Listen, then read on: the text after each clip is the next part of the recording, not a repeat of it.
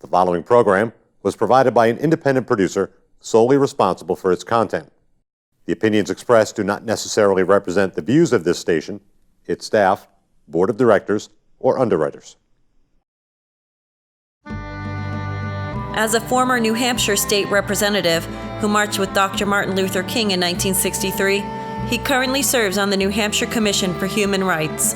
He's a product of Birmingham, Alabama, where at one time he had to guess how many jelly beans were in a fruit jar just to be able to vote. We've come a long way, but we're not there yet. Together we will explore the visible laws, invisible laws, and the structures above and beneath our human surface that keep us reaching for the stars. It is his goal to work with you in putting Nashua back on top, to be voted the #1 city in the nation again. We are in a crisis situation, and that's what we're going to talk about. I'm Harvey Keye. Welcome to Nashua Strong.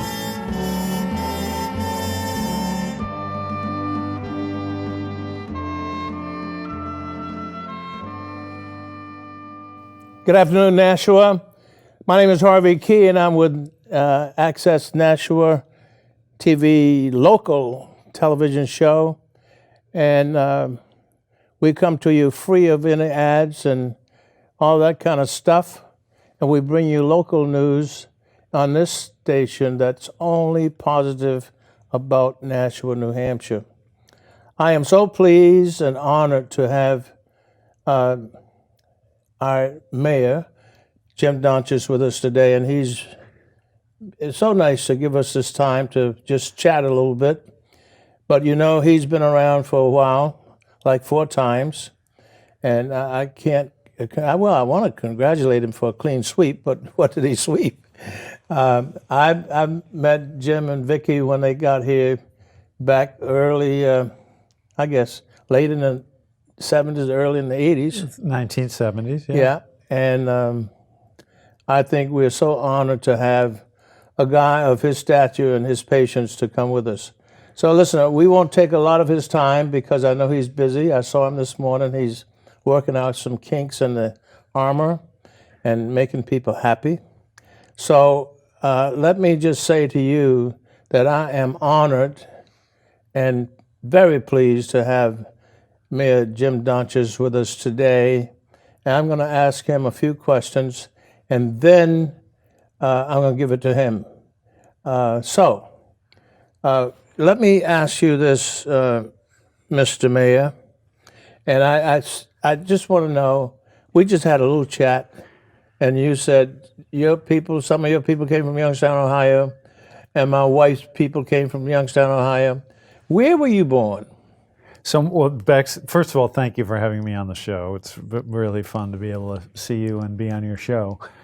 Back to Youngstown for a moment. My father and his brother, his family, grew up in Youngstown, Ohio. Youngstown, Ohio. They were very poor. My uncle was older than my father, so my grandfather died in a quarry accident when my father was about 4 years old. So my uncle, Joe, kind of was the surrogate father for my father. And they got out of Youngstown through athletics, both of them, through athletic scholarships.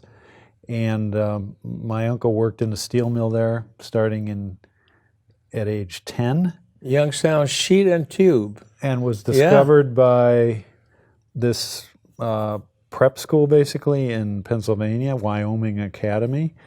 And they brought him in. He was a good student, and he eventually went to the University of Pittsburgh, playing football in the Rose Bowl and everything. And This is a long time ago, 1929, 1930. And anyway, so they came from Youngstown. And I was actually born, I grew up in Illinois, but I was actually born in New Jersey. My father at that time was an FBI agent for a short time, and he was, I guess, stationed or whatever in New Jersey or New York City. And but then early in my life, they moved to Illinois. I grew up outside Chicago. Great. Well, you know, I don't know if a lot of people knew that, but now we know where you came from. Let me ask you this. What was your first job when you got out of college? And how much money did you make? When I got out of college, well, I thought you were going to ask me what was my first job. My first job was working in a football reconditioning, football equipment reconditioning factory, where they would take in the football equipment of various high school teams and the like, and sort of Was this in Illinois? This was in Illinois. It was What part of Illinois? So I grew up in the town of Arlington Heights, which is a suburb about 25 miles out of Chicago. And Is that near Bloomington? no, Bloomington is kind of downstate. This is near Evanston, northwest of Chicago. And we worked in a different town, but it was close by. And we were playing football, so we had these. So the coach got us these jobs, reconditioning football equipment. So I, would redo shoes and stuff like that for the summer. I think that was my first actual job. And you got paid? Yeah, we got paid, but not much. But it was, it was a summer job, and it was good. Did you play a sport? I played sport in high school. I played 3 sports. So I lettered in 3 sports. I played football, basketball, and for a little while baseball, but then ultimately track. You must have been a heat runner. I was, but that was a very interesting. It was fun to play the sports. I got to know the people very well, and just the whole competition of it was a lot of fun. I mean, we always had good teams, and we won almost all the games, most of the games, and I think you learn something from it.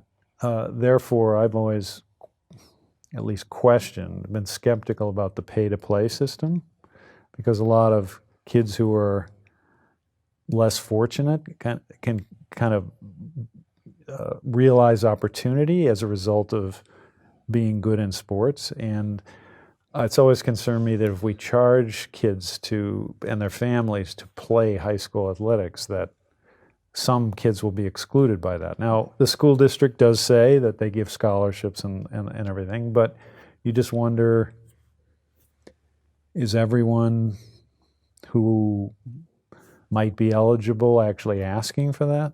So, do you think, Jim, that, I look at you as a fantastic leader. Well, thank you, Harvey. And a team builder. And I see the results of our city, which I love this city, as you know.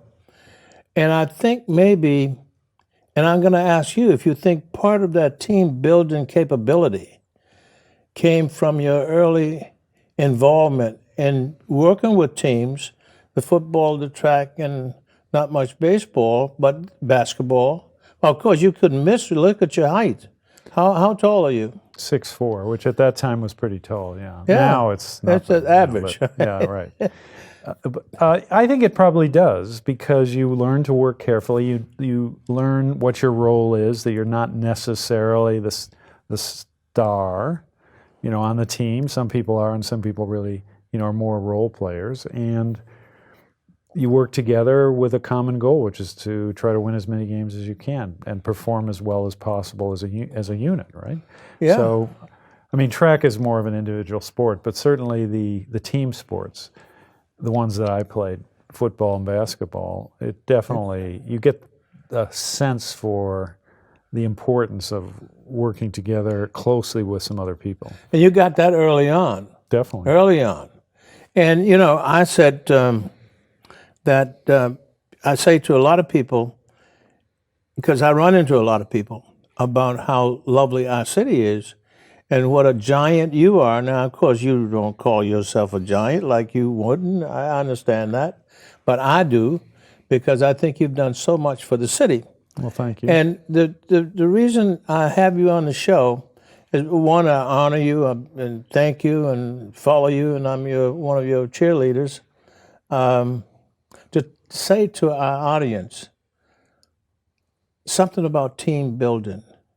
Because I think you have one fantastic team, and you've had you wouldn't have won 4 times if you didn't have a team, because it's not about it's about us and we and that kind of stuff. We do have very good people working for the city, and I happen to be the mayor, and of course, being the mayor of Nashua is very much of a privilege, and I greatly appreciate that the citizens have elected me to this position.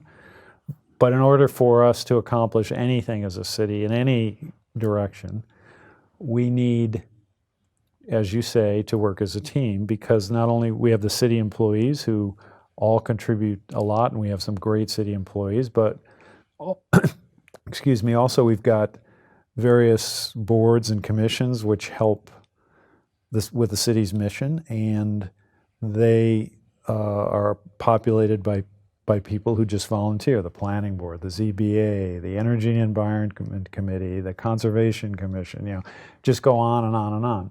And the city couldn't do much at all without those volunteer efforts. So yes, it is definitely a team approach. And I want to ask you again, but yeah, I think, and I'll say this loud and clear, I think it came from your early involvement with teams and working with teams and playing with teams and that kind of thing. What are some of your successes in the last, I don't know, let's call it a year, 2 years, in Nashua that you're really proud of? And I want to just ask you about one specifically, about Meals on Wheels, not Meals on Wheels, but kids' meals. Meals for kids? Yes. Well, one thing, I mean, there are a number of things I think I could mention, but Meals for Kids was a joint effort with this Nashua Soup Kitchen and with the school district, with Southern New Hampshire Services, with the Salvation Army, with End 68 Hours of Hunger, a whole bunch of organizations came together and began to talk about the fact that there are kids living in Nashua who may get meals at school, qualify for free or reduced lunch meals, and might be getting breakfast and lunch, but whose families may not be able to afford to actually feed them during the evenings, during the summer, during the weekends. So the Meals for Kids program was begun in Crown Hill and at the Arlington Street Community Center in part, and with Dr. Chris School, which is right next door in Crown Hill. And the idea was to distribute, to generate and distribute meals to the kids who may not have enough to eat. And as a result of this joint effort, this team approach, as we've discussed, tens of thousands of meals have been provided to kids in Nashua over the last several years. And now the program has moved on to the Ledge Street School, and as it expands, just more and more kids who really may not have enough to eat will be fed. Are there any kids left out? Well, we hope not, but of course the program isn't yet gone to every school, and so certainly we know that there are still kids in Nashua who I'm sure are going hungry, and that's what we're trying to address. Now, we're not the only ones working on the issue. I mean, the Boys and Girls Club, they do a great job of, in many areas, but they provide meals to any kid who comes to the Boys or Girls Club at any time. The PAL is doing the same kind of thing over on Ash Street. And there are other organizations that certainly are the Soup Kitchen, of course, but there are other organizations that are helping out. The Girls Inc., similar to the Boys and Girls Club, they are in a different part of the city. So we hope we're meeting as much of the need as we possibly can. But my question is, well, you don't know because you didn't tell. You would, because I think you would be honest enough to say we don't get them all. We don't get them all. How can we get them all? Well, we just got to keep working to try to move from school to school. I mean, one reason that it's important to work with the schools, if we can, is they're able to identify the kids who they see every day who may be in need. Kids who are qualify for free and reduced lunch or maybe do not, but the school counselors and others in the schools can help us know who needs help. and therefore that's why in Dr. Crisp there's a close in Crown Hill there's a close partnership with Dr. Crisp, and why at Ledge Street we're trying to work with the school community. At Dr. Crisp, for example, there's a Grace Taveras. She works in the school. I don't think she's full-time, but she works for the school district, and she helps us identify who might need help. And that's a big. And I'm sure that they have some point people in the other organizations that help you identify as much as possible. Basically, every child is going to school, and so every kid in a neighborhood comes through the front door. Every kid in Crown Hill that's going to Dr. Chris comes through the front door. Grace knows who those people are, and therefore the school's an important partner in this. Does she get paid for this? Not from, yes. She gets paid by the school district. As working in the school, but Yeah. this outside work, feeding No. the kids, it's a relative. So it's just her goodwill. That's great. I think we have a fantastic number of great people in our community who would be willing to help and still are, and they are coming all of the time. And I think that's because the leadership that you provide and show the rest of our state and perhaps the world. That's why we're number one. I guess we're number one 3 or 4 times. At least a couple. Yeah. So the another program that was initiated by a group of high school students is Meals. This is Meals Matter. So what they discovered is that there are kids at the high schools, who have not qualified for free and reduced lunch, but who still don't have the money to buy lunch. And either because their family has not wanted to try to qualify, or maybe they don't quite qualify, but the kids don't have enough money. They don't come to school with enough money to buy lunch. So what happens to those kids? So these kids got together and they organized Meals Matter, and they raised money to distribute basically coupons and to make sure that every kid at the high school is able to get lunch. Our 2 high schools? Our 2 high schools, yes. That's fabulous. That's fabulous. So if you talk about leadership and team building skills, the young people at the high school did a really good job. Great. Let me ask you this, Mr. Mayor. Is our school system making the progress expected under our new school superintendent? I think the school district is definitely making progress. Always we can do a better job. The mission, of course, is very important. We cannot have a great city without a great school system. And we want every child that grows up in Nashua to have the maximum of opportunity, because that's really what life is all about. The opportunity to succeed, support your family, and do the best you can in life. And you can't do that without a solid, good education. So I think Dr. Mosley, our superintendent, has come in and has been a strong leader for the schools, and has developed a master plan, is providing strong direction and focus for the school department.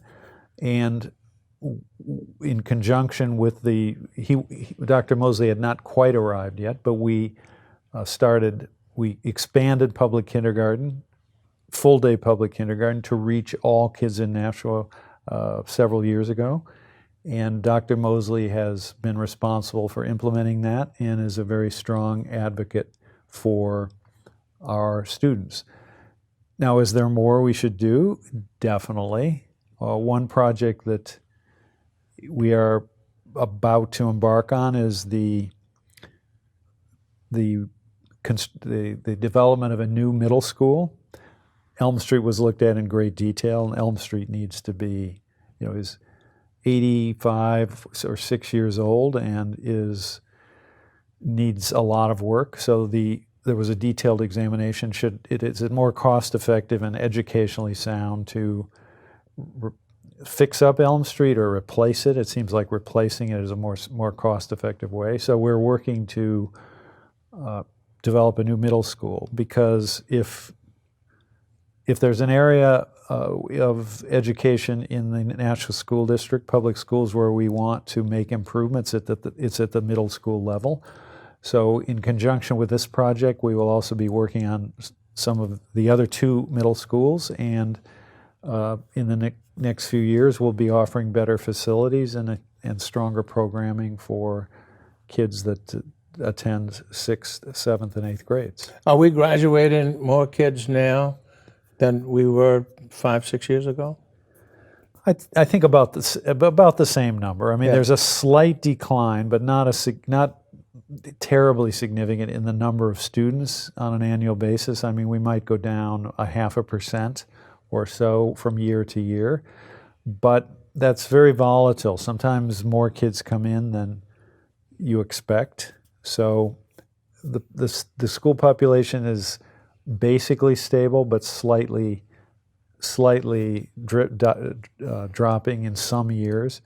So we're graduating about the same number as we were a few years ago. Jim, I know part of your passion, I've been speaking with you for a few years now, is to increase the traffic downtown, increase the business downtown, increase the entertainment downtown, increase the appeal and the attraction downtown Nashua, so more people will be coming to participate.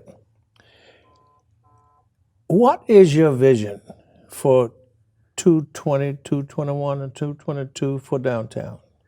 So we first have to ask the question that some people ask, well, why is downtown important at all? And the answer is that a downtown in any community is this kind of the center of attention, and it's the way that it's part of the community's image, and kind of the way people think about their own community and the way outsiders think about a community has a lot to do with downtown. When I meet with and talk with mayors from around the country, I mean, they are all very focused on whatever their downtown area is. And excuse me, communities, and there are a few that don't have downtowns, are trying to develop them. Number 2, it's an important part of the city's tax base. The downtown generates far more tax money than we expend in expenses. And to the extent we can build a stronger business climate downtown, bring more people downtown, and increase the value of downtown real estate and businesses in general, it will increase tax revenues, which can be used to subsidize services, schools, police, fire, throughout the entire city. So you're right. I mean, I'm focused, and the city government is focused on growing the downtown business climate. For that reason, we've encouraged and supported the development of much more downtown housing. 500 plus units in the last 3 or 4 years. I said 500 in my first term. We've exceeded that, and there's some more on the drawing board. What does this do? Each of these projects, of course, adds to the tax base. We collect significant taxes from, say, Lofts 34, which is on Franklin Street, that was opened about a year ago. In addition, there are more customers, more activity for downtown businesses in general. One weakness that we have with respect to the downtown business climate is there are not enough people living in close proximity to Main Street. So say that again, Jim. There are not enough people living in close proximity to Main Street. So we're increasing those numbers by introducing new housing opportunities downtown. We also know that there are people who want to live downtown, younger people, sometimes empty nesters, and sometimes they have trouble finding a place that they'd like to live. So the housing that has been developed is primarily rental housing, but when it becomes possible, we want to make sure we introduce more ownership, condos and the like, in our downtown. Now, we also, the downtown is also a entertainment center, basically, for the people who live here, restaurants, the performing arts, the arts in general. We're working on a performing arts center. So for many reasons, in every community, that the downtown area is very important. Now, not pointing you out necessarily, but you are one of the strengths of our city. I'll tell you that because I hear people that don't talk to you that tell me how strong you are. I appreciate that, Harvey. So, what is our strength? Maybe we have a lot of them, but I'd like you to just tell our audience what the strength of Nashua, New Hampshire is that is attractive and appealing. One or two. Well, first, we have a great citizenry that are really willing to pitch in and and who love the city and are trying to move the city forward. So I'd say that is our number one strength. We have a community where we have a lot of expertise. People are well educated and therefore have attracted some strong businesses to the city. I mean, we have a lot of technology-based businesses in Nashua and in close proximity, in part because we have such a capable group of people living here. I think we're well located from a geographical point of view.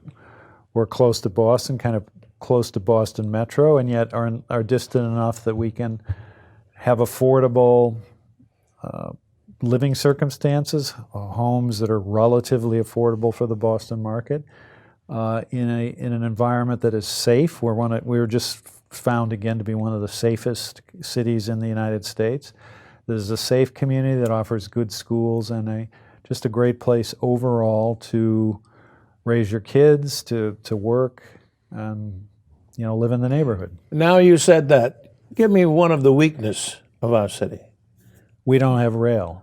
We don't have rail. We need to have Okay. commuter rail, which Hey, we're are working you working on that? Definitely, but commuter rail would be a big boon, big boost to the community. Are we going to get it? I'm optimistic. Now we need, of course, the participation and support of the state of New Hampshire, and that's been kind of on and off depending who's in office at the time. Right now, the state is moving forward with the final planning phases of the so-called Capital Corridor Rail Study. And once that's completed, we may be able to begin the rail project. That's a great opportunity. Yes. Now, Mr. Mayor, I was going to keep you for 25 minutes. I'm going to keep you for 30 minutes now. I got one other question, a couple other questions. Since you've been so wonderful and marvelous to help us come this far, we've come a long way, but we have a long way to go. Will you hang around to help us complete some of this stuff? Well, I'm certainly going to hang around for 4 more years because I was just reelected to serve another term, which again, I feel very privileged to be able to serve. So certainly for the inauguration for the new Board of for myself and the new Board of Aldermen is on January, and the school board and other city boards is on January 5th at noon at Nashua High School North. So this will begin, at least for me, another 4-year term. They keep raising the flag at me, but I'm not going to. I just got one more question. Okay. The police department in the city of New Hampshire, Nashua, is one of the finest I've ever seen in the country. Are they part of your team? Yes. They're great participants?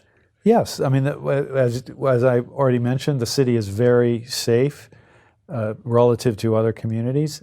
In large part, that the police department is a big part of that.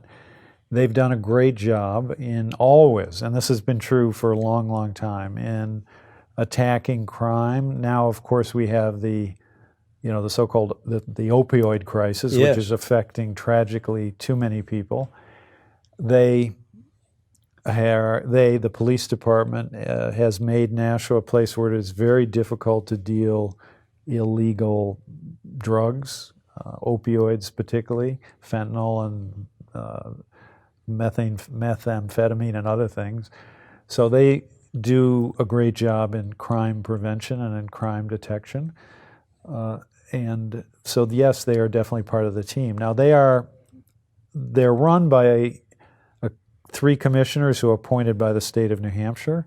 We're the last community that kind of has that system in Nashua or in New Hampshire, but they're a very important part of the quality of life, the fabric of life in Nashua. The police department is. Mayor Donchess, I can't thank you enough for being Cool Hand Luke.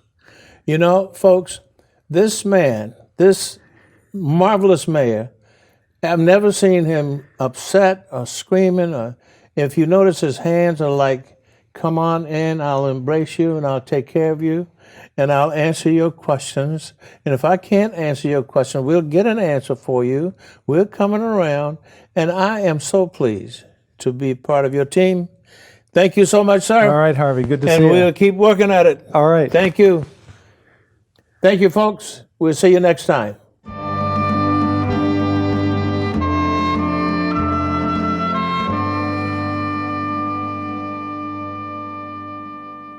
The preceding program was provided by an independent producer solely responsible for its content. The opinions expressed do not necessarily represent the views of this station, its staff, board of directors, or underwriters.